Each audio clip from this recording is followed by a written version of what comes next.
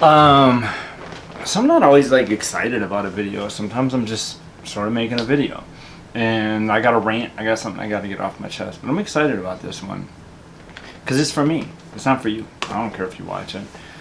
Um, so where do I start with this? Like, I guess I'm gonna go back a bit. Like, my whole life I was always sort of looking for somebody that I thought had the wisdom, right? I was convinced through my younger years, my teens and my 20s, that there was somebody that had answers. Like, I was like, who is the answer keeper? Who has the wisdom? And I mean, I guess I had a really good friend that was extremely wise. I mean, I had some people in my life, but later, I realized that I was the person. Like, I was the only person that had the answers for me. So that was kind of weird. But I had like this idea of this measure of success, and I've met that in every regard that I could ever want. I mean, I made not just six figures. I made like upper mid six figures. Well, no, wait, lower mid six figures. At one point in my life. So I had the measure of success, and I mean by societal standards. And I kind of always say that you have to have power, or you have to have something and not use it to really get a measure of who you are as a person. Like, if you don't have power and you can't do anything and you can't abuse it, then how do you know who you are? And so I guess probably one of the most fortunate things that ever happened in my life is I was in a position where I had a house and I had a rental and I had things, and I had a nice car. I could go pay for anything I wanted with cash. Like, I had enough money and I was doing well enough in life. I had an ulcer, and I was down to 119 pounds, which you can imagine can't be good. And I didn't sleep, and I was a mess, and people probably thought I had cancer and shit. But like, I was doing well. And when I started, like, when my ulcer was really bothering me, I started thinking I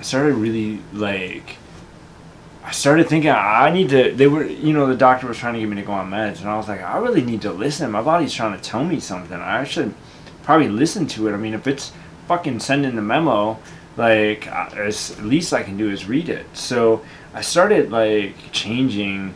Like, if there was something that started getting my ulcer going, I just eliminated it from my life. And this is a point in my life where I'm just gonna call it the purge. This was more than 10 years ago, more than a decade ago now. But I mean, I remember like having Verizon, and I called Verizon to address something, and I was like, oh my god. And I just fucking got rid of Verizon and went to the shittiest prepaid phone I could possibly find. And I mean, I took it pretty extreme. I remember I had my business, and I went to my office, and I was like closing up, and the sun was going down. I had missed the whole sun going down, and I was just like, fuck it. I just locked the door and went home, and I literally just gave up like my business. I wasn't like, I just walked away from it, and I dealt with like investments and land and stuff like that. And it's funny because I still get tax statements on properties that, I mean, I guess I own them. I don't know, but I don't think I do, or at least my business owns them. I wouldn't own them anymore. My business would own them. I never owned them. I own my business. My business owned them. Anyway, and I got divorced. So that's a big, like, my ulcer was like, you gotta fucking get divorced. And life started getting better for me. It was a different life, but I did take inventory at that time. I said, what are the 10 things that have made me happiest in the last year? And it was the year that I had definitely made the most money ever in my life. Probably all the other years of my life combined. And I thought about it, and every single thing was free. Everything I did that made me actually happy, every moment that I would want to repeat was free.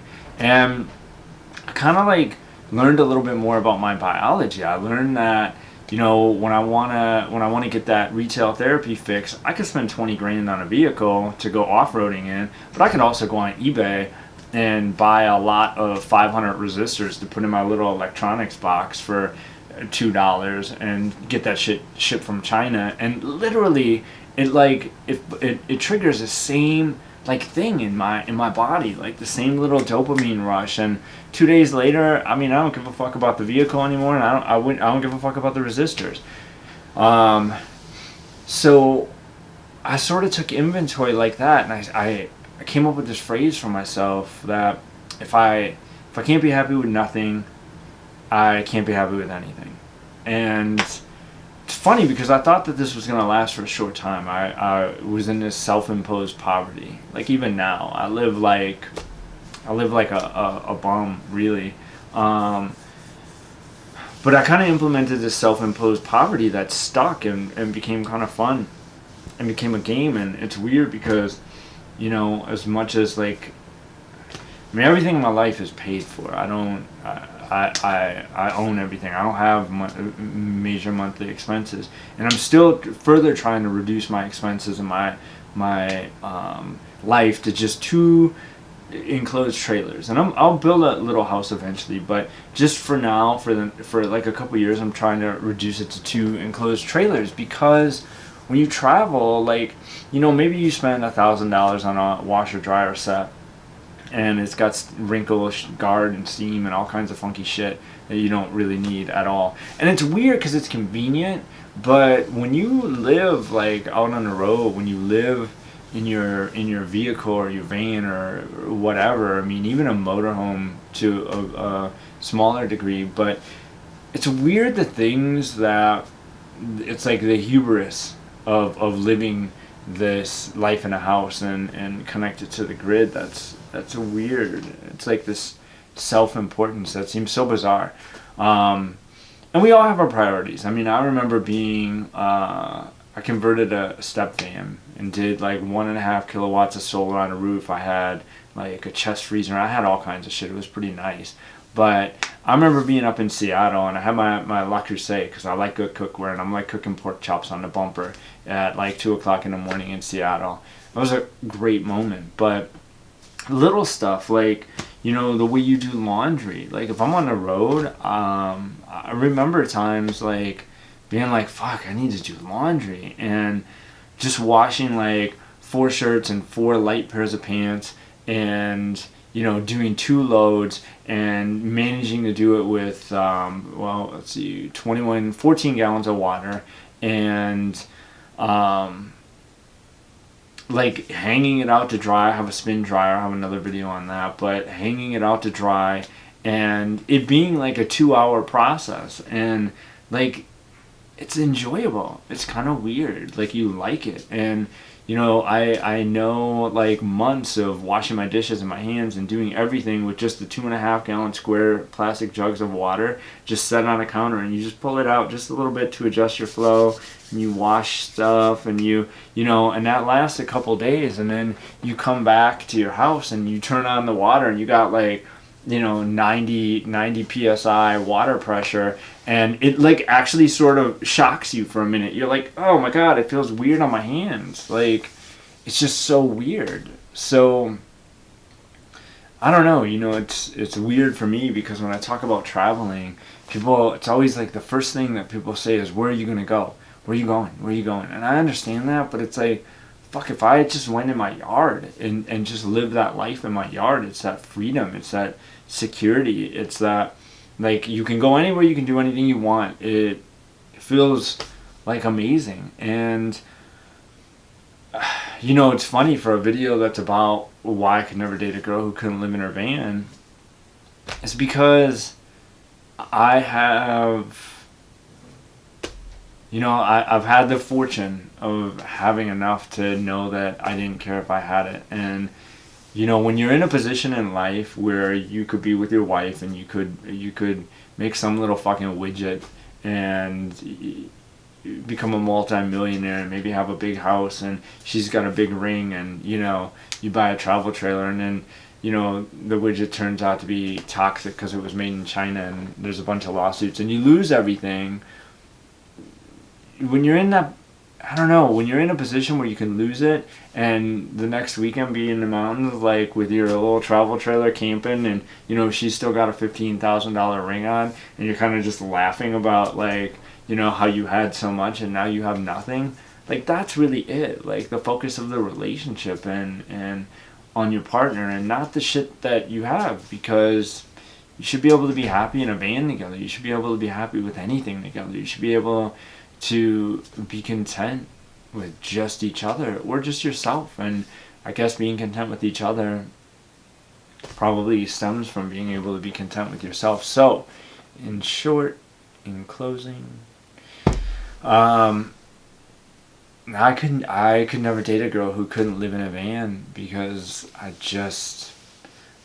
think like I think her priorities would be just so, you know, I don't want to say anything that comes off as judgmental here, right? Because if you like your Gucci bag, if you like your lipstick, if you like your whatever, then you like it. And that's what you get to do. But if you trim it all away and you reduce yourself to just yourself, you should still like that as well. And there's a peace in the process. And it's kind of like that expression that it's not the destination, it's the journey.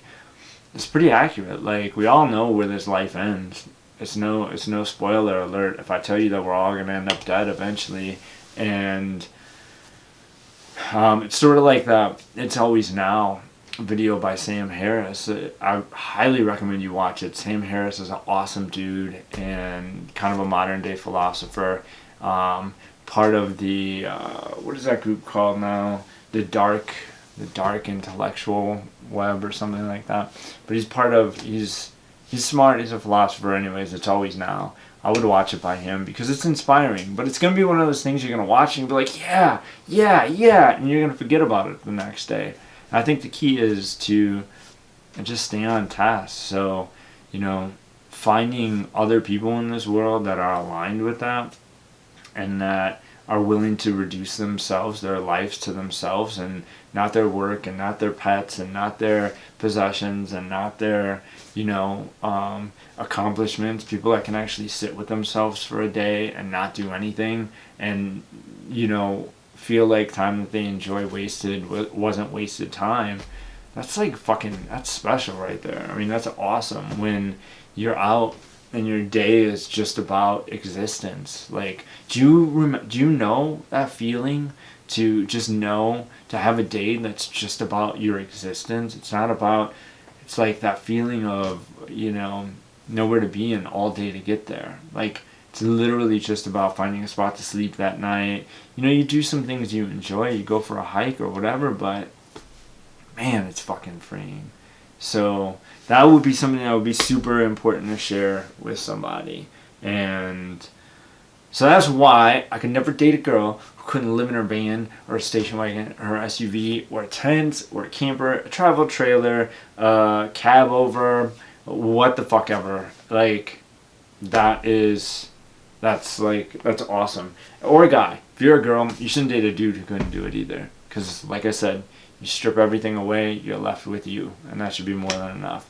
Okay, I'm done. That was good. This felt good. It was like a little bit of therapy. Like, it made my heart feel good. I haven't been doing, like, much in the video department because, I don't know. I mean, I don't have fuck all I want to say to anybody anyway. So, this one was for me. But, alright.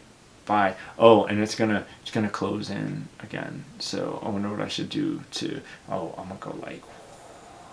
Yeah, I'm gonna do something like that. Like there's strings connected to it.